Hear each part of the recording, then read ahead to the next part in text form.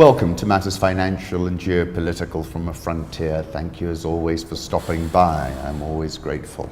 Frontier markets, let's start with Sub-Saharan Africa. President of Botswana gave regional leaders stools made from elephant feet at a regional summit as he declared that he was tired of being lectured by the West on the ivory trade. Botswana has 135,000 elephants, the largest population in Africa. This is all about the human-wildlife conflict.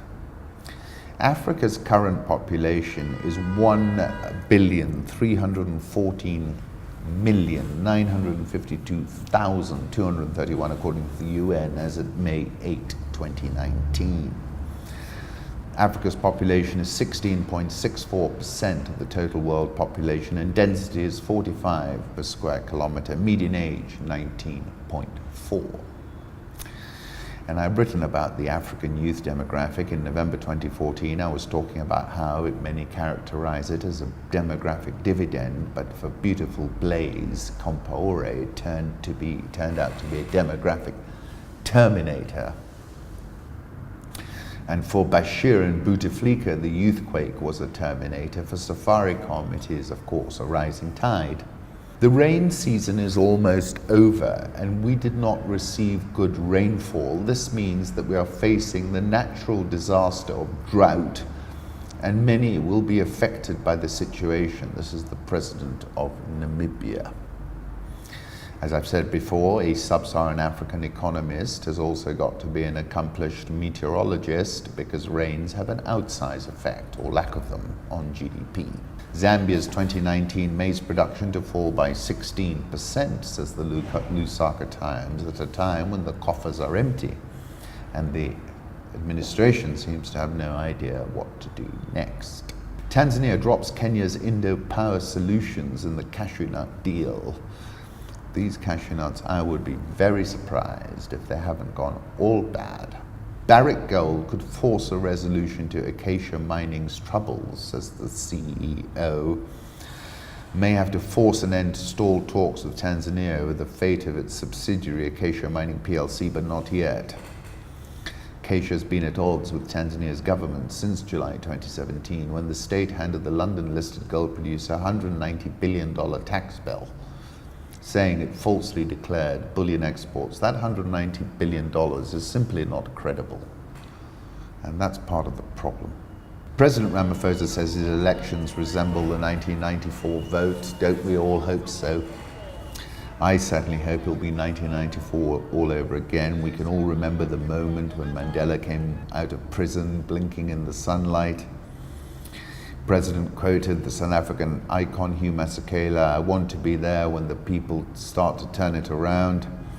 But he's facing his moment of truth as South Africa counts the votes.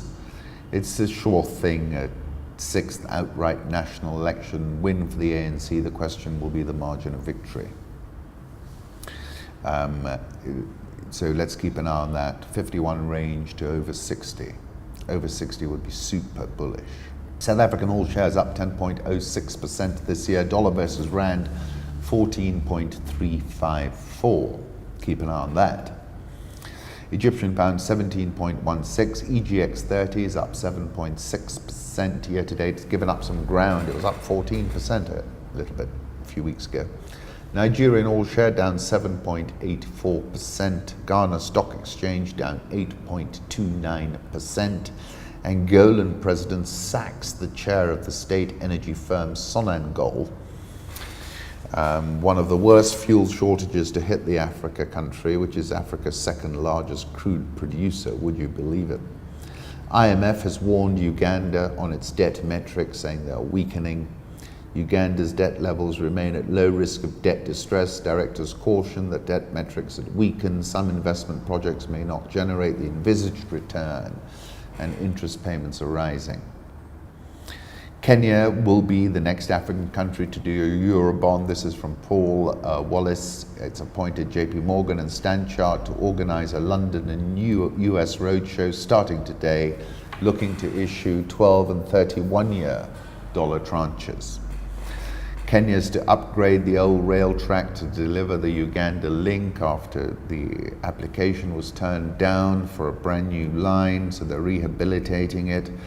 And many people ask why they didn't rehabilitate the old one. This is a photograph of the old railway.